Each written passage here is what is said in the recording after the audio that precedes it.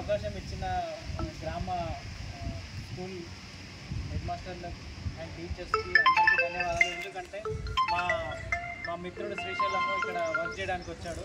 అక్కడ వాళ్ళ అవసరం నిమిత్తం ప్లేట్స్ అవన్నీ అవసరం ఉన్నాయని చెప్పడం వల్ల మేము కూడా మా కొంతమంది సహోదరులు రాలేదు ఇక్కడ, ఇంకా బాలబాలికలు మా తోటి విద్యార్థులు ఉన్నారు, లేడీస్ కూడా ఉన్నారు. వాళ్ళు కూడా వాళ్ళ తోటి మనకు తోచిన సహాయం మనం చేయడం వల్ల మేము అందరం ఒక దగ్గర చేసి మీకు ఒక ఇవ్వాలని ప్లేట్స్ డిస్ట్రిబ్యూషన్కి కోరుతున్నాము. సో ఈ అవకాశం ఇచ్చినందుకు మాకు చాలా హ్యాపీగా ఉంది.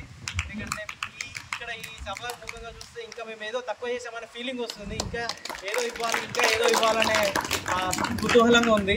సో థ్యాంక్ యూ, అందరికీ ధన్యవాదాలు. అందరికీ నమస్కారం.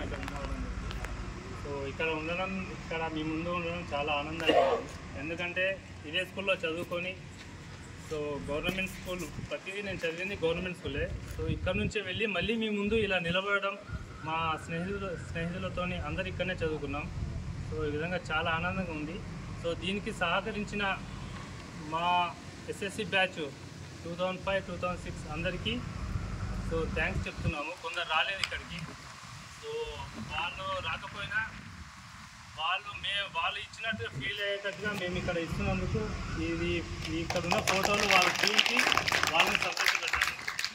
సో అదేవిధంగా సహకరించిన మన స్కూల్ యాజమాన్యానికి, గ్రామ పెద్దలకు అందరికీ కూడా నా ధన్యవాదాలు. సో అదేవిధంగా మన ప్రైవేట్ స్కూలు, గవర్నమెంట్ స్కూల్ అనేది తేడా ఏం లేదు.